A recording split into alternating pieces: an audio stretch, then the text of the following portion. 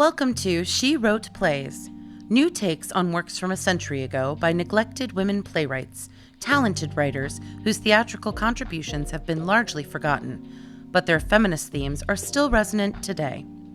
This series of audio dramas is produced by WTJU and the Department of Drama at the University of Virginia. It's made possible by a UVA faculty research grant for the arts.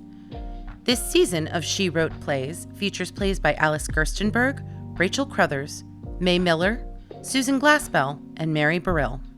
Episode number 5, He and She by Rachel Crothers.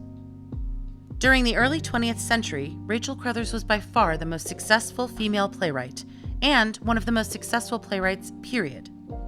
As the New York Times wrote in 1980, Crothers, quote, at the apex of her career, was the symbol of success in the commercial theater. Starting in 1906, Crothers wrote almost a play a year until 1937, with most of them being produced on Broadway, a total of 30 plays in all. Moreover, she directed almost all of these plays herself. Few, if any, playwrights of any gender had the Broadway success of Rachel Crothers. A major reason for Crothers' importance lies in her groundbreaking portrayal of complex female characters. At a time when women's roles on stage were often limited to stereotypes or supporting roles, Crothers boldly crafted protagonists who were nuanced, independent, and grappling with issues of identity, society, and personal freedom. Beyond her artistic achievements, Rachel Crothers was a trailblazer in advocating for the recognition of women's contributions to theater. Through her leadership and success, she demonstrated that women could excel not only as playwrights, but also as directors, producers, and influential figures within the theater industry, an important message during an era when women's voices were often marginalized. He and She was written in 1913, though it didn't get a full production until February 12, 1920, at what is now the Hayes Theater, though at the time it was named the Little Theater, as it was, and still is, the smallest theater on Broadway. The play is now considered Crothers' most complicated study of the various ramifications of feminism. Act 1. The scene opens in a large studio in New York, which is also the home of Anne and Tom Herford. A very wide studio window, a wide fireplace with seats built in at either side. Before the window is a large revolving table with a frame built up from it, holding a section of a frieze in plaster, about 5 feet square, showing figures of horses and men running. In the center of the stage stands a long, narrow table.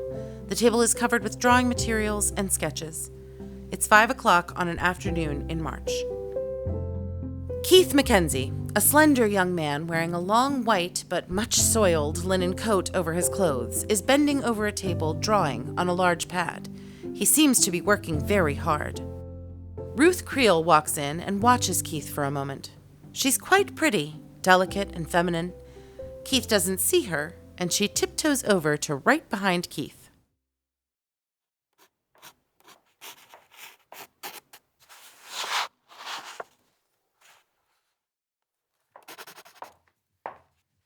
Keith! Oh, Ruth! Where are Anne and Tom? In the workroom. They're working. As one does in a workroom. I came to stay to dinner if they want me. Anne expects you. I won't tell her yet, though. Said not to let anything disturb her. Can't I even peek? Pay a little attention to me, will you? You're tired. A little. That job is wearing you down. It's getting easier all the time. Not as easy as staying in your own home. To do whatever you want. Oh, there'd be plenty of hard things about that, too. Well, at first, perhaps. That's why we ought to wait until we can afford to marry. I thought we settled that. You're gonna stop working on that magazine and marry me in the fall. Right? I love how Anne remodeled all this. Tom needs to make more money to afford all of it. The pressure will hurt his work. Why shouldn't he want to make money? If you had a little more of the money part in your blood, you'd be... Now, don't talk like that. You've given years of your life to this, and there's no future in it for you. You have to be a rare talent to get anywhere in art. I believe in living for the thing a man loves. That's all right if you have money to live on. Then indulge your ideas, but not till the bills are paid. Thank you. Do you love me? Sure. I wish Anne would come in. Sometimes I'm jealous of Anne. You love her more than me. A woman's closer in a different way. She understands. Don't I understand? You're a man. It can't be helped. Tell me one thing that you think I don't understand. Try me. You don't understand that I do like to be loved and spoiled and still want to fight with the world and wring my living out of it. That's wrong and unnatural. You see? It's hopeless. But it isn't fair. You take an extreme thing like that. Tom enters from the workroom. He's a tall, essentially masculine man, dressed in paint-splattered work clothes. Hello, Ruth. Tom! I always swoon when I see you in your rough He-Man clothes. Are you staying for dinner? If you want me. Keith's cross with me. You're always much kinder to me than he is. You never make revolutionary speeches to him. Tom, am I revolutionary? Aren't I just a little cooing dove? Absolutely. Sure, when you have your own way. Then you ought to let me have my own way. That's what a man is for, isn't it? I don't know anything else he's good for. See, you're always right. I'm going downstairs. She's in good spirits. She's getting somewhere in that magazine. You should be proud. She isn't practical or balanced. But you can't expect that in a woman. They lack a man's viewpoint, of course. Yes. Well, it's different for you. Your wife is exceptional. And you've got her right here working with you, but forget it. Tom crosses to the frieze he's been working on. I've worked on this frieze so long, I don't know if it's good or bad. No, it's a big improvement. I only made this last change because Anne likes it. You're afraid of it. The best things you've done, you've always dashed off. You can't dash off a 50-foot frieze for a $3 million government building. I'd send the model off tomorrow if it wasn't for Anne. She says it lacks... Well, she doesn't know what it lacks. It just lacks, that's all. But the more I work... Dr. Remington, Anne's father, comes in from the hall at the right. Hello, esteemed father-in-law. Well, your new studio. How are you, Doctor? Hello, Mackenzie. Well, what do you think of our new studio? Pretty fine, isn't it? Oh, all right. Considering it's a man's workshop designed by a woman. Look, all these drawers and shelves and with little compartments just the right size for certain tools. Anne did all that. A woman ought to be able to make a good cupboard. But the best thing in the room is the light. Had the wall knocked out for that. They didn't want to do it at first, but the landlord gave in when Anne got hold of him. I can imagine that. Keith, tell Anne her father's here. She's working like mad to finish something. Tell her to let the work go to hell and come see her dad. Okay. Now, honestly, what do you think of the house and the studio combination? A workshop's a workshop, and a home is a home. They ought to be kept separate. You wait. You'll be staying downstairs to keep house, and Anne will be staying upstairs to keep shop. She's hypnotized you. Good Lord, she's a sculptor. She's got more ability in her little finger than Keith has in his whole body. She ought to have 6 children now instead of 1. There are other things in the world for a woman to do besides having children. A good mother is the greatest thing a woman can ever be. Now, where have I heard that before? Yes, I've said it. And it's so true that nobody pays attention to it. Daisy Remington, Tom's sister, from the hall. She's a fresh, self-reliant young woman, attractively dressed in a severely simple and businesslike blue frock. Tom, will you sign these papers? Oh, Dr. Remington. How are you, Daisy? Your tie's awful. Pull it around. No, this way. You need a woman to take care of you. Nobody wants the job. Daisy, you have all these dimensions wrong. I'm sorry, I'll fix it. It's a good thing you're working for your own brother, Daisy. Nobody else would have you. Do you count on your fingers? You're the only person in the world who isn't impressed by my ability. I'm more impressed you're such a sweet girl. I can't stand here flirting with you. Tom, any more mistakes? No. Very nice. Don't you love the studio, Doctor? Crazy about it. Wait till you see my room. That's the best thing in the house. Is it full of baby blue ribbon? No, sir. It's severe and practical, like me. So, Tom, that's the model you've been working on. Anne isn't satisfied. If it wasn't for her, I'd fire them off tomorrow. Good God, man. You're going to let her interfere in this? She's right. You see, she's confused you. Do your work as you see it. Win or lose on your own feet. I think it looks... What the hell is this supposed to be, anyway? Well, what do you think it is? Damned if I know. And if this wins, you get a cold 40,000? Yes. That's the government for you. Anne enters, carrying a figure of a woman in modeling wax about 3 feet high. Keith comes in as well. Steady. Let me take it. Hello, Dad. I couldn't come in till I finished my lady. Isn't she nice? She looks chilly. Why don't you put a full set of clothes on one, just for a change? But then I couldn't embarrass you. What fun is that? Millicent, Anne and Tom's daughter of 16, suddenly bursts into the room. Oh, a party! Grandfather, you're just the one I wanted to see. You're darling for sending me those chocolates. 5 pounds, Mother. You're a fine doctor. Chocolate's the best medicine if you want a girl to love you. What am I going to do with a young lady instead of a little girl? Every time she comes home, she takes my breath away. I've had the most wonderful time. The luncheon was gorgeous and the play was too sweet.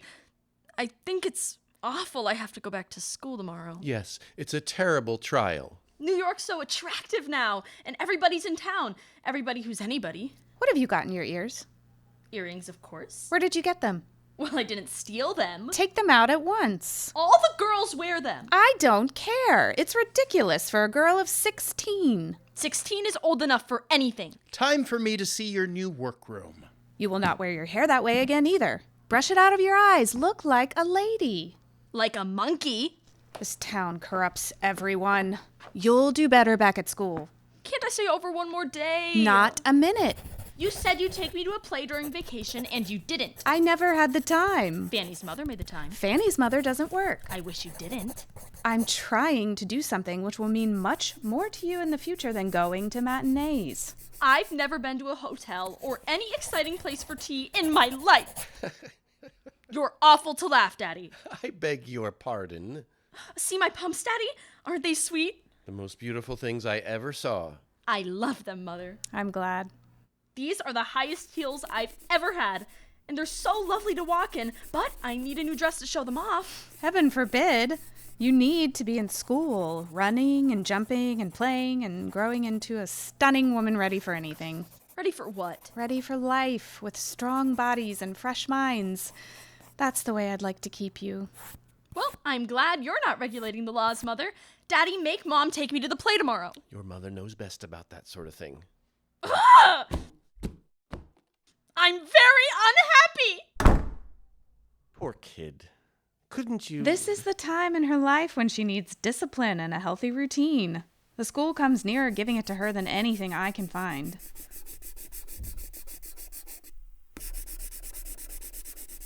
Anne, am I a fool about you? Did Daddy say that? You know that you come before my work. No woman comes before any man's work. I'm working for you, and because of you. Yes, but you'd work just as well without me. No, I wouldn't. Tell me something. Which comes first to you?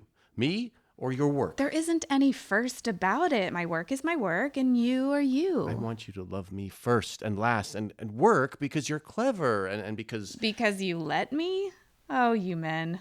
You're so funny. Didn't you begin to work in the first place because you... Because I was with you? No, is that what you thought? Love and work are two separate things. A man can do both, so can a woman. Anyway, what about your freeze? How are you feeling? It's not good enough. Put it away for a week and then go at it again. Dried up. I can't go beyond myself. You must go on. I know. There's $40,000 at stake to pay for the house, to get us out of debt. Listen, I've wanted to tell you something but wasn't sure. Now I'm sure. Of what? Since you've been working on it, an idea has come to me for a freeze. It's taken possession of me, really, and now I've got it. I've done the sketches, and... And what? I want you to look at them.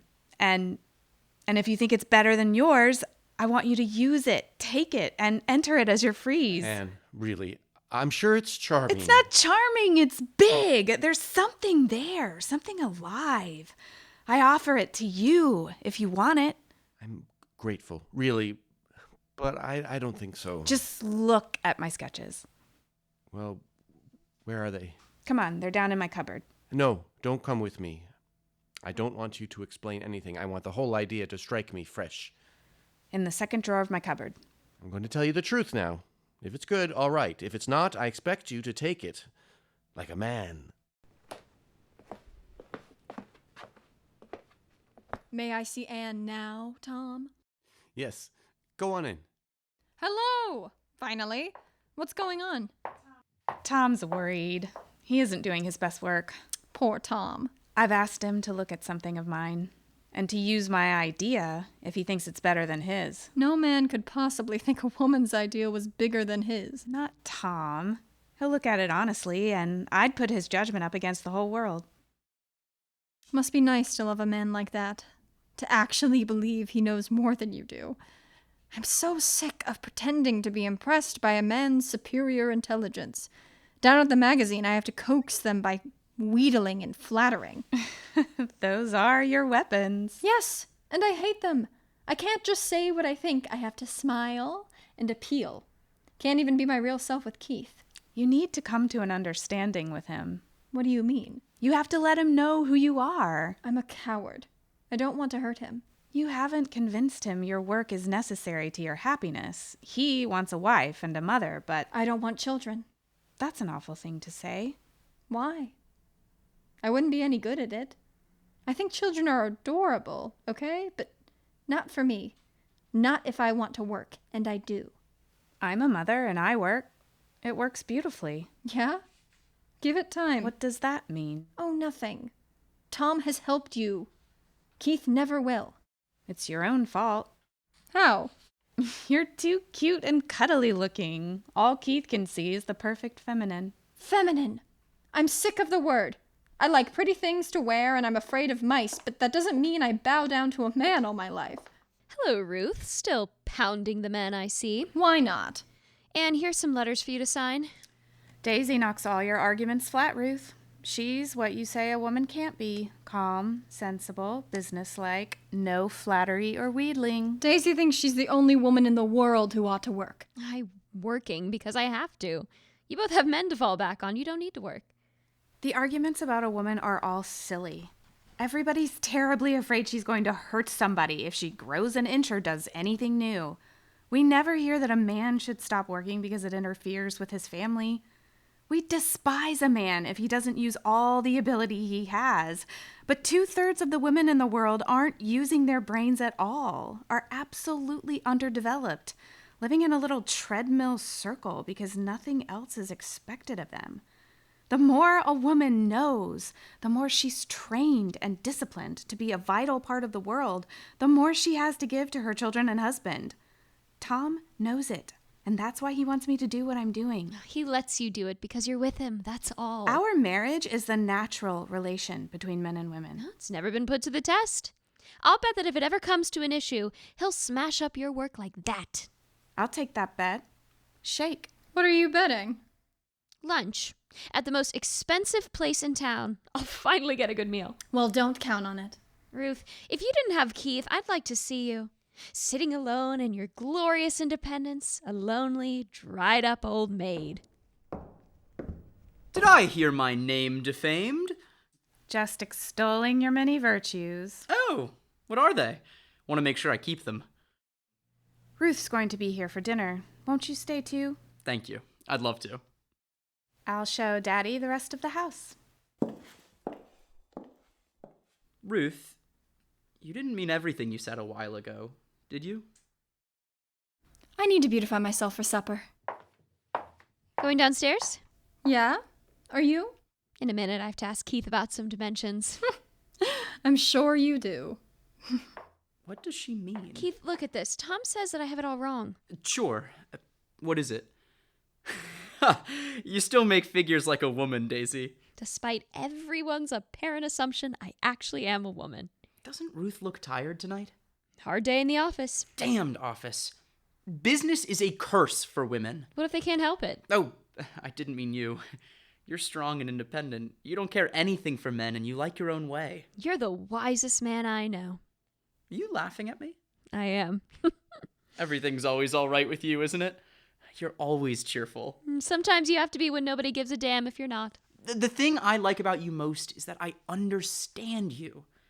Now, Ruth, every time I see her, there's a new something I'm mystified about. Where's Anne? Still showing her father around the house. I've been looking at something she's done. Here's a section of it. What is it? Look, it's a beautiful thing. In fact, I'm not sure it's not great. Anne and Remington come in from the hall. Anne, I've seen your drawings. They're magnificent. Do you really think that? No, truly? I only wish I could do something half as good. What's this? Do you think it's good enough? Good enough for what? I've offered an idea to Tom. If he likes it enough, I want him to take it. Use it for the competition. It's very, very fine, Anne, but... But... Well, not so strong as mine, dear. It's a woman's work. Your treatment is too light for a huge building like that. It isn't in the range of what they want. Oh. But it's thrilled me. It's done what you wanted it to. Slap me out of myself. I feel renewed, ready to work. Oh. That's wonderful. See, Doctor, you don't know what I owe to her and her belief in me. Anne, I'm proud of you. I'll go to work with fresh air in my lungs. I'm thankful. I'm glad my little idea has done that, even if it's only woman's work. But it inspired your husband. What greater could you do? But I'd like to make the models anyway. Well, I'll use it sometime. Why bother with the models now? Why couldn't I make my models and send them in? To the contest? Yes. Why would you do that? It would mean enormous labor and to no purpose. It's not in the range, Anne. That doesn't matter. There'll be loads of mediocre stuff sent in. I'll fit right in. But why? Because I made it. I love it, actually. I only want to send it out and let it stand its little chance with the rest. But I'm telling you, it isn't what they want. What if they did want it? That's not what you're meant for. You're a married woman, a mother. Don't you know I'm a better woman and wife and mother because I'm trying to use what God gave me? You can't tell a woman not to do something just because she's a woman. Tom, if you let her do this, you're a fool. If she wants to send it in, why not? What harm can it do? Yes, of course. If you want this so much, go ahead, do it. And good luck. Damn it. None of my business, but Anne, you're raising merry hell in this house. Thank you for saying that, Tom. Our marriage is amazing. And do you know why? Because you're the most wonderful woman in the world. No, and I'm serious. It's because you're great, generous, open-minded, progressive. Whoa, don't make me a saint. And I adore you. Act 2. The living room in the Hereford house, about 9 o'clock in the evening, 4 months later. Daisy walks in, puts a tray down on the table. Here's your coffee, girls. One, Ruth? No sugar. And here's your coffee. I don't want any. What time is it? About 9? Why? Never mind. A watched pot, you know. She's watched every mail for a week. She'll be more disappointed than Tom if he doesn't win. I know. If Tom doesn't hear tonight, I'm afraid he's lost. I hear the postman. No, you don't. Working yourself up won't make Tom get the commission. Stop thinking about it. I can't. Well, I'll be glad when it's all over and we can know one way or the other and settle down to ordinary life again. Is that? No! Gosh! After this, I'll listen for the postman the rest of my life, and I won't be happy about it. If Tom wins, I'll telegraph Millicent right away. I wish she were here. She could have been here Easter. I couldn't let her come home then. I was working night and day on my models. I wouldn't have had time to say hello, even. She certainly did want to come home. Ruth, I used to get about 3 letters a day begging me to ask Anne. But Anne was right, you know. Tom, Remington, and Keith come in from the hall. This postman habit is getting on my nerves. You're nervous as cats. How can we help it? A few other competitions have been lost and won, and people lived through it. It's not the only thing in life. You'd think it was if you had $40,000 at stake. They could keep the money if I were in it. I wouldn't ask for anything more than winning. Well, they might let you win if they didn't have to pay you for it. Aren't we going to have some bridge? Who wants to play? I know you do, Daddy. I have to get even with you for the last time, Tom. You can't do it. I'll play with you, Doctor. Come on. Oh, I will too. I love to lose money I don't have. Ruth and Daisy go into the library with Remington.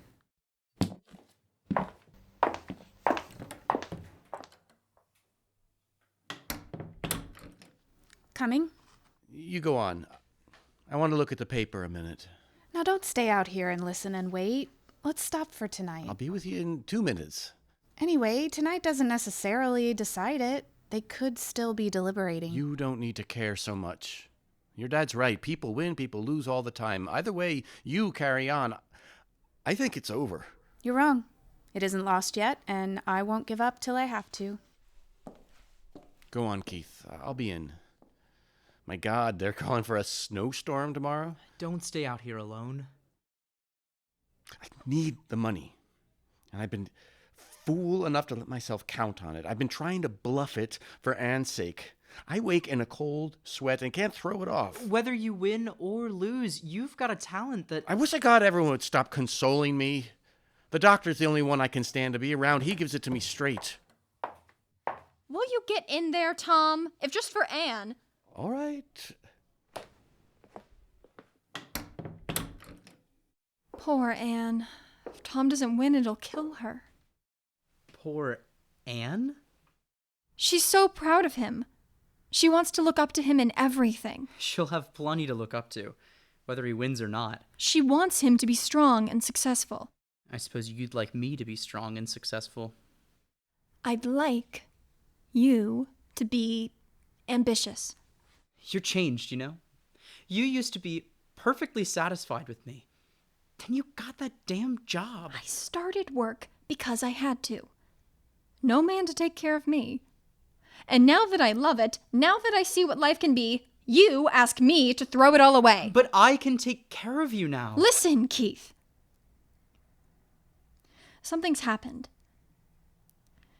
Last week, there was an argument in the office over something, doesn't matter what, and I disagreed with all the men, and they were not pleased.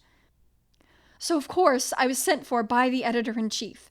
And of course, he let me have it, but I didn't back down, not an inch. He sent for me again today and said they had a meeting of the directors and that they had decided to put me on the editorial staff. Isn't that funny?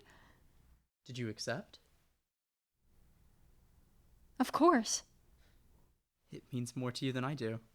We don't have enough money to get married. Don't you see this would help? How could you keep house and be away all day? Oh, Keith. You don't love me. If you won't let me do something else that makes me happy, we'll end it now. I won't marry you. I won't give you up, Ruth. You already have.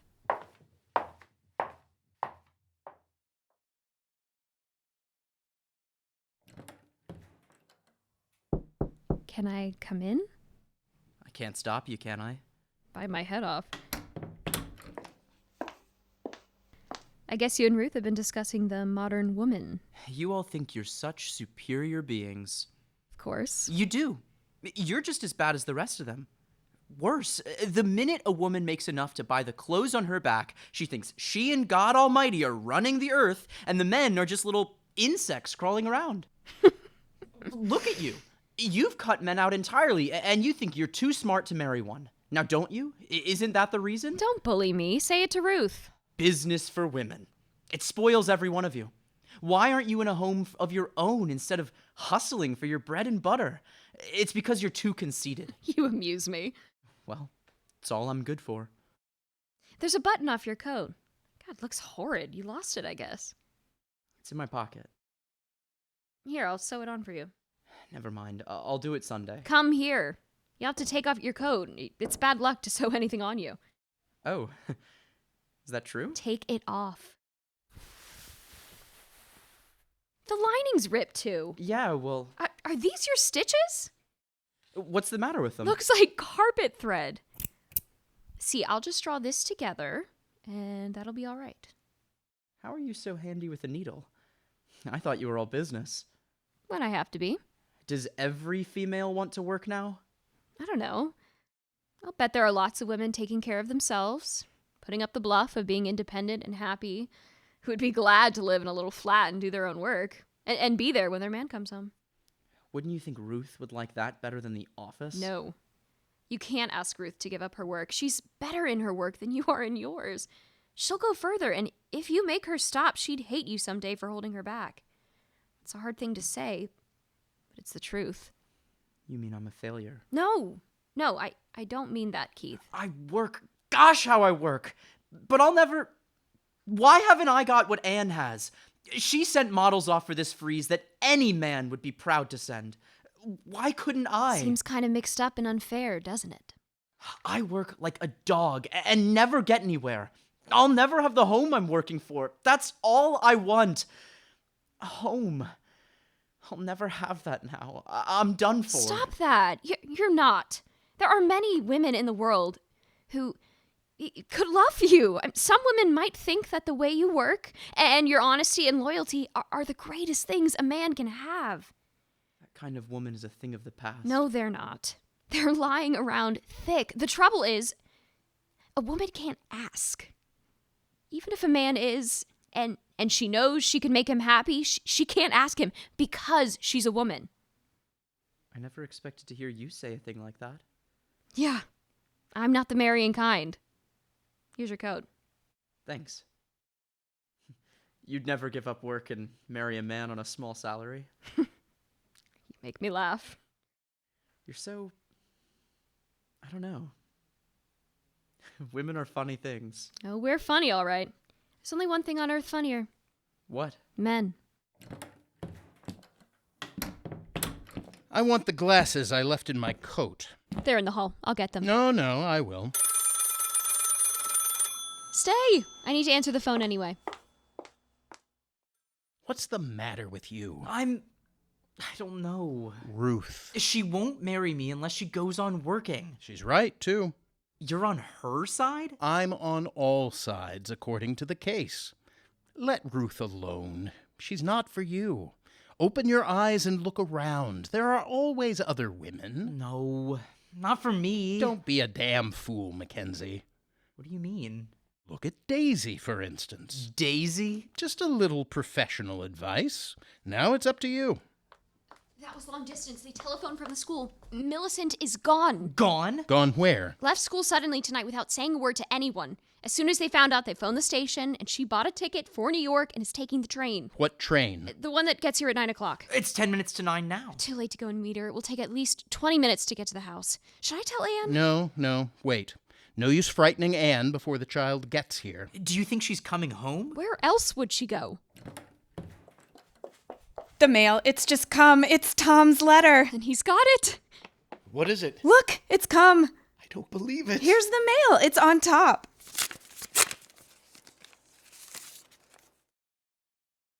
Well? No? Oh, Tom. They've given me the second prize. Well, that's good. That's wonderful. No money attached. Don't take it that way. You know you did a big thing, and you don't know how the judges decided. It could have been a stalemate between the top two, decided by a coin toss. Nice try, Keith. I'll pull up in a minute. Well, it means taking hold of something else, going at it again. You'll do something greater next time because of this. This is only a little hard place that will make you stronger. Let's play bridge. Daddy! No, absolutely, Doctor. You're the only one with any sense. What's that other letter you have? I don't know, it's just... it's for me.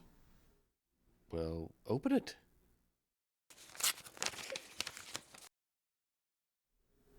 No.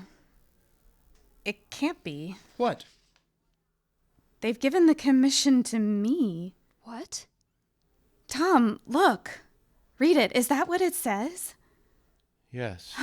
Good for you. Now, aren't you glad you let me do it? You haven't lost. We have the money. You haven't lost. I'm very glad. For you. I mean, of course, it's splendid. I know it's not the same as if you won, but Don't think of me. That's over that part of it. I'm very happy for you. Now, Daddy, don't you think this is better than being a housekeeper? I do not.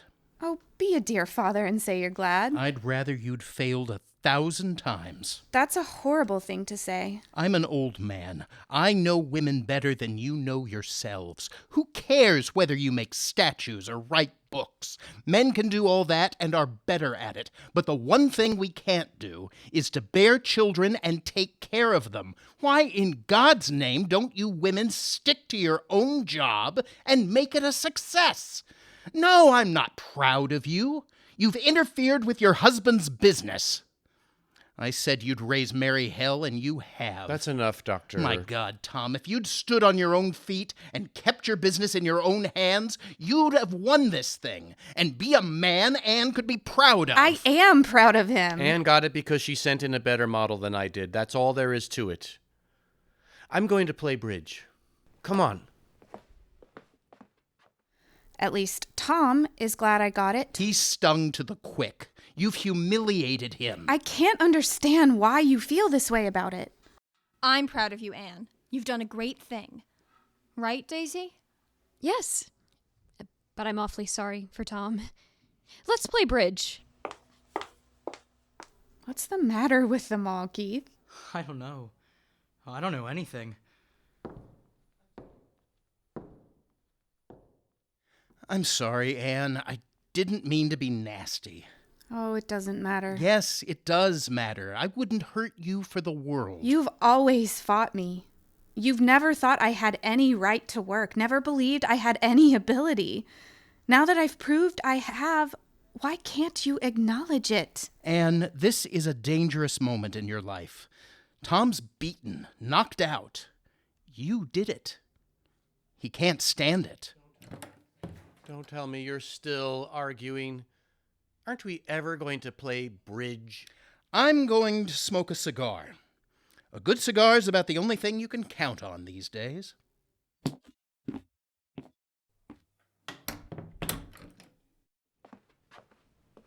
Tom, say you're glad.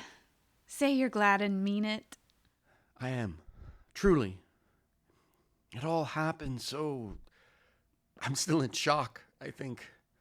Well, then kiss me. There's just barely 2 years to do it in. That means I'll have to work every minute and not even go to the country in the summer. What about Millicent all summer? Oh, there are lots of things for her to do. There are splendid summer camps. She'll love it. Oh, Tom, the money. Think what it will mean to you. Let me make one thing clear now. I'll never touch a penny of the money.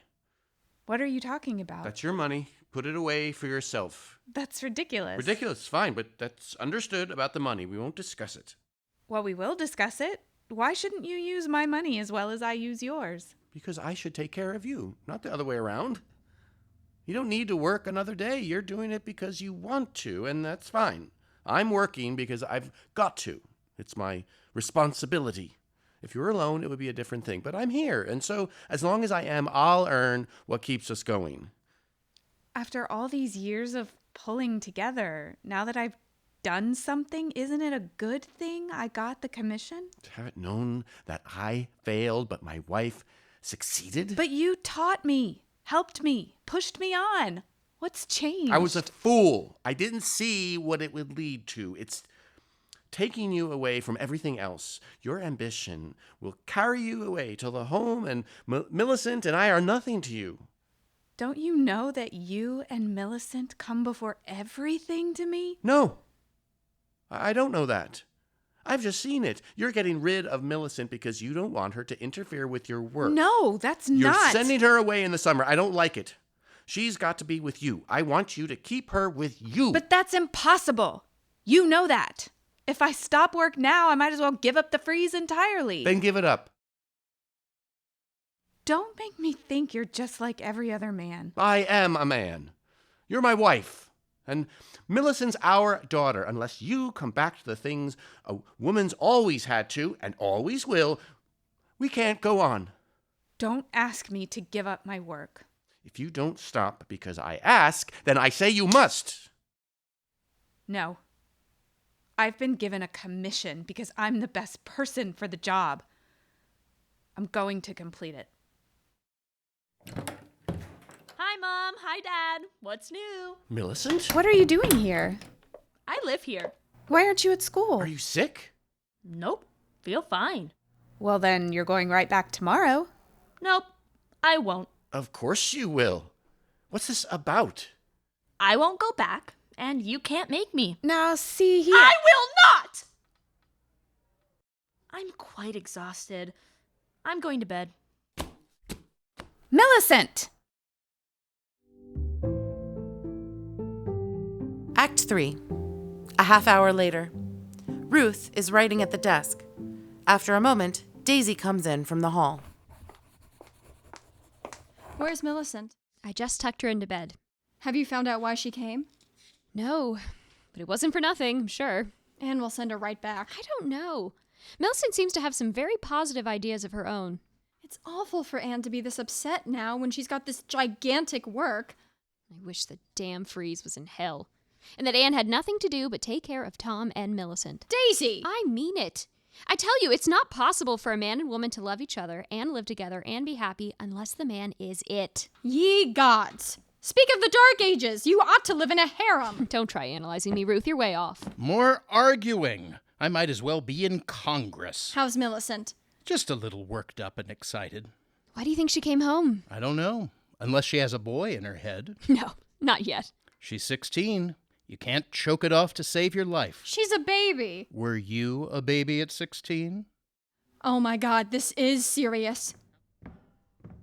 How about you at 16, Keith? What do you mean? I need to see Anne. No, I'll go. You will not. You're a bad influence. What does that mean? Oh, by the way, Keith, I always drive into the country on Sundays. Get out of this damn town. Tomorrow I thought I'd go to Alabaster Lake. Come along. And bring either Ruth or Daisy. Take your choice. Well, I don't know if... Blast, I've left my glasses in the library again. Why do I keep doing that, you think?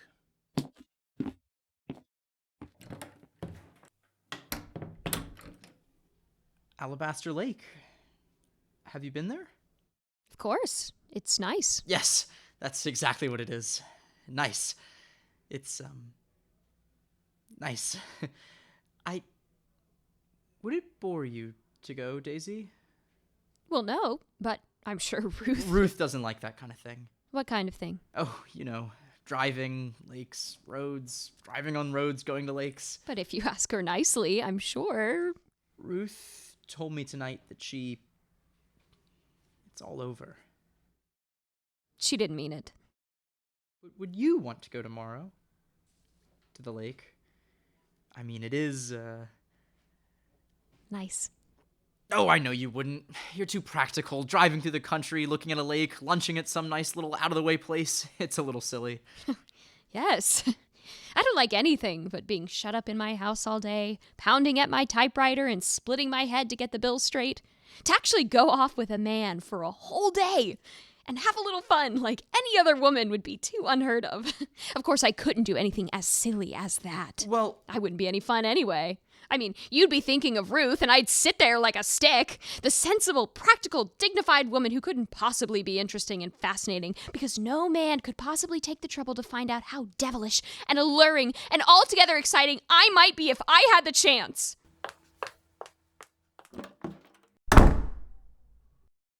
what just happened? I thought you'd gone, Mackenzie. No, but I'm going, I think. Oh, I don't think I know anything anymore. What's wrong with you? I know you say you're glad Anne won, but I can't tell you how sorry I am that you didn't. What the hell, What the hell? If women keep on like this, what's going to become of us? They have as much right to live the lives they want as we do. There have to be some women who think love is enough. Why, one of the strongest, most independent people I know is a woman. Who I know, well, I think I know, is a woman who'd be, maybe she is. Maybe who is what? Yeah, what are you talking about? I have to go. See you Monday. We'll go back at it. I'll dig you up in the morning, 10 o'clock. And I'll call for Daisy first. Oh. Well, all right. Thank you. How'd you know I wanted Daisy to come? I didn't, but I do now.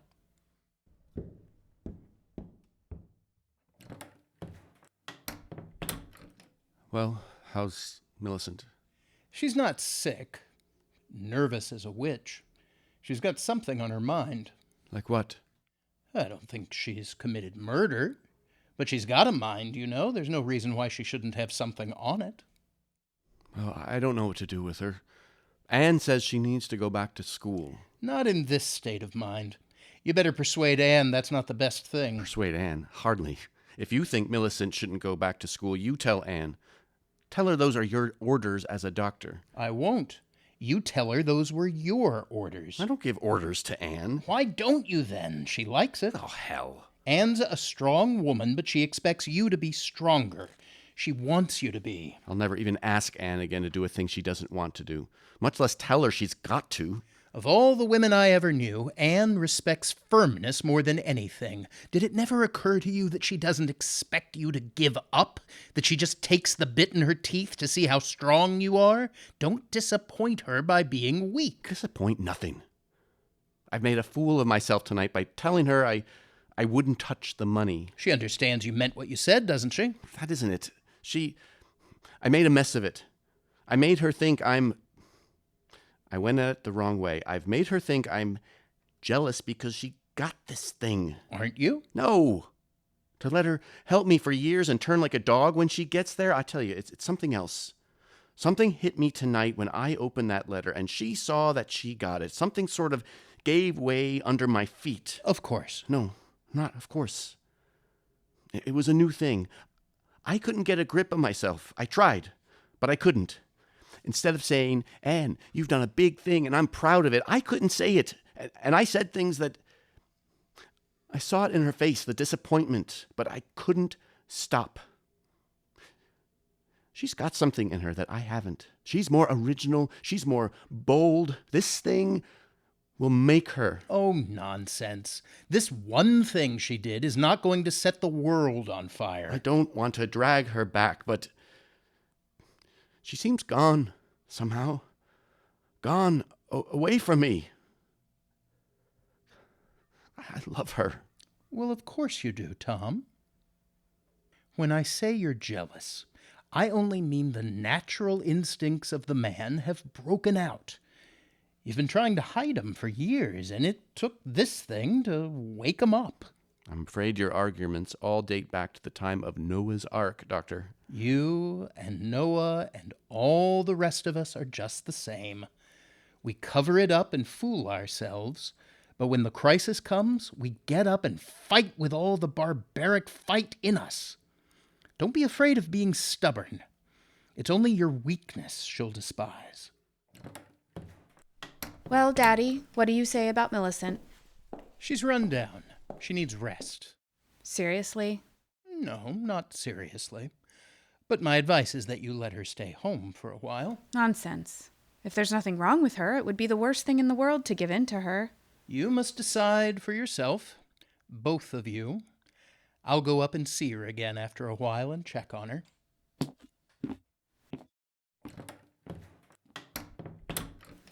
She absolutely refuses to tell me why she ran away from school. I'll go up there later, and if she won't tell me then, well, she's going back to school tomorrow, whether she wants to or not. You agree with me, don't you? Tom? I couldn't possibly know as well as you do what you want, and that's what you're going to do. What you want, regardless of anything or anybody else. Well, until somebody, you, can give me a good reason why I should do something else. What you said to me tonight, I don't know what to think. It's a sudden change from all you've said you believed, all we've lived for. It isn't so much what you said as what it means, the emptiness it leaves. It changes the whole world. Millicent, why did you get out of bed?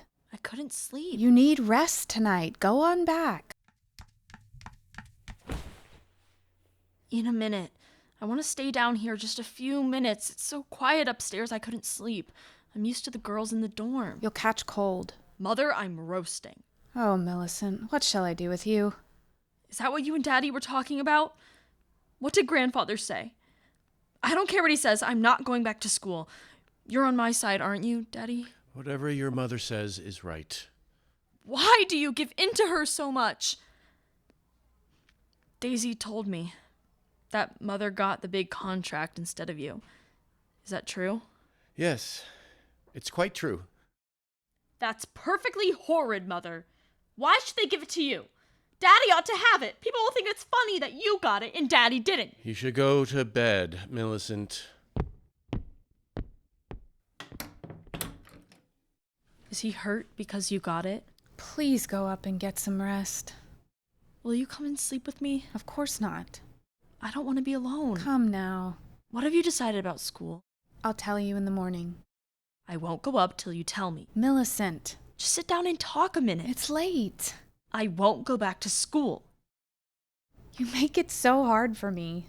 You don't know what's good for you, of course. I don't expect you to, but I do expect you to be obedient. Well, I won't. You don't understand at all. Millicent! I'm going to be married. You silly child. It's the truth, Mother. I am. Don't joke about... That's why I left. That's why I'm not going back. I know what I want, and I'm going to be married. What do you mean? We're engaged. We're going to be married. That's why I came home. Who is he? You don't know him. He's wonderful. He's not rich, but he works hard and he's good at it. What does he do? Well, just now he drives the bus at school. Don't look like that. Let me tell you about it. He runs the bus. The school bus. Yes, to the trains, and into town and to church. Who's his father? His father?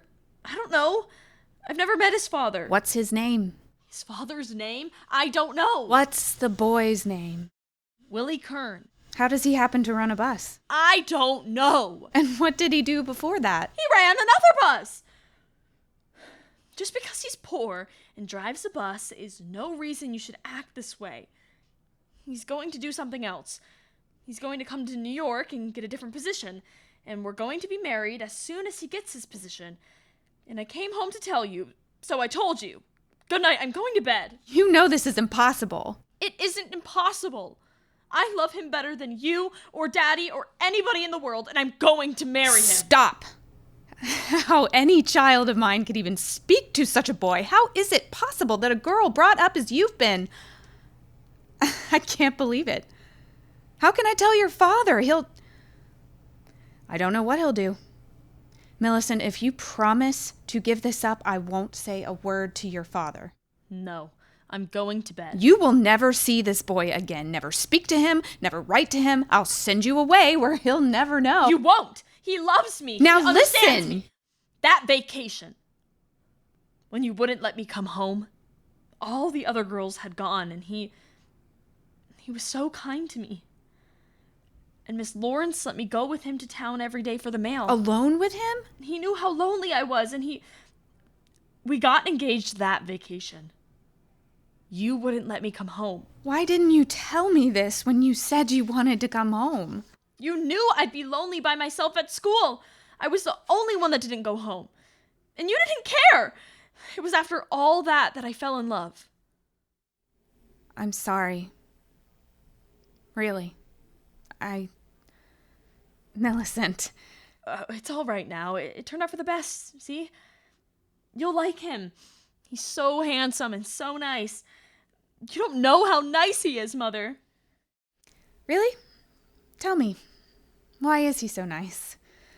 What is he like? Tell me everything. How did it begin? All the girls are crazy about him. I have a snapshot of him here. Here's his picture. You can't really tell from this how awfully good looking he is. His eyes are wonderful, and his lashes are the longest I ever saw. You can't see his teeth, but they are... Well, you just love his teeth, Mother. I want to understand, dear. I do. How well do you know... have you seen much of him? Oh, lots, Mother, lots. Alone? Of course. And he's kissed you, I suppose? Of course. And you've kissed him? Well, if he's kissing, I mean, it takes two people to kiss, Mother. What did he say to you when he asked you to marry him? Well, I can't tell you everything he said. Why not? I'm your mother. No one on earth loves you as much or cares as much for your happiness. I remember when I was engaged to your father, I wasn't much older than you. So I know, dear. Tell me, what did he say? He wanted... We were going to go tonight, Mother. We were going to get married and then come here and tell you. But at the last minute, I don't know what happened. I just got scared. I ran all the way to the train and I don't know. I was frightened. I wanted to be with you. You wanted to come to me? What are you going to tell Daddy? I'll tell him the truth, of course. He'll think you're too young to marry. I do too. Just wait till you meet him. That's what I want to do. Really, but listen. Even before you came tonight, I've been thinking. I've been so tired lately and worn out. I need a long rest. I want us to go abroad for the summer. For the summer? But I want to be married as soon as he gets His position, I know. That's why this is perfect. While he's looking and getting settled, this summer you and I can go to Europe. Well, I don't know. Millicent, I really have to go. Your father wants me to, and grandfather practically ordered me to go. I've been working so hard all winter, I'm exhausted. And I can't go alone, and your father can't go. If you won't go with me, what will I do? I'm sorry I didn't tell you earlier. I've been thinking about it for weeks. You're the only one in the world who could really be with me and look after me. I need you. I didn't know you were that... I don't want to be selfish. After you're married, we could never go off together.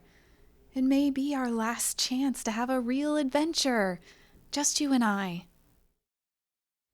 Well, if you promise I can be married when we get back. If you still want to marry him, yes. I promise. I didn't know you loved me so much. Yes, I'll go with you, Mother. Thank you. Thank you. Gosh, I'm sleepy all of a sudden. It's been a busy day. For all of us. Millicent, you're tired. You should go. Just going now. Dad, I'm so happy. Oh, are you? I'm going to Europe. You are. What? Good night. What's going on? She wants to get married. What? How can she... Who is... Wait, what? She thinks she's in love. Well, I guess that. She came home to tell us. What she's mixed up in? How did it happen? Who's the guy? Because I didn't let her come home when she wanted to. When she needed me. What are you going to do? I'm going to take her away and win her. What do you mean? What's this about Europe? I'm taking her to Europe till she gives him up of her own free will. I'll have to be more fascinating than the boy. That's a pretty big thing. I wonder if I can do it. You mean you're going to give up your freeze and go away with her? Yes, You can't do that. I have to. You pledged to finish it and deliver it by the deadline they've given. You can't play around and lose this thing. You'll have to make my freeze. I will not. You make no sense. You can't give up this opportunity. She needed me, and I was pushing her away. She's got to be held tight and carried through this. I won't allow this to wipe out what you've done. I'll settle her. I'm the one she needs. If I don't come through now, we could lose her forever. I'm not going to let you sacrifice your life for a wayward 16-year-old who doesn't even know what she's doing. She's what I've given to life. I saw her come into life. You'll have to make my freeze. Like, I can't. It's yours. You're giving life to this too. My God, you've not only beaten me, you've won over the biggest men in the field with your own brain and your own hands. I know what I have to do, Tom. If you give this thing up, there'll be times when you eat your heart out. I know that. And I'll hate you for making it, and I'll hate myself for giving it up, and I'll almost hate her. I've already seen it, you know? My freeze. I see it finished on the building, strong and beautiful and mine. I've seen the crowd looking up. I've heard people say a woman did that. And I'm proud, not even for me, but for all women. But Millicent is a part of my body. I have to do this. Will you please make my freeze? I'll do whatever you need. Yes, I'll make it. Thank you, Tom. I love you.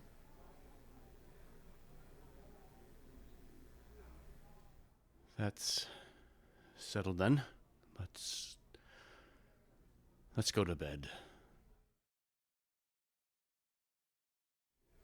All right. Yes. Turn out the lights.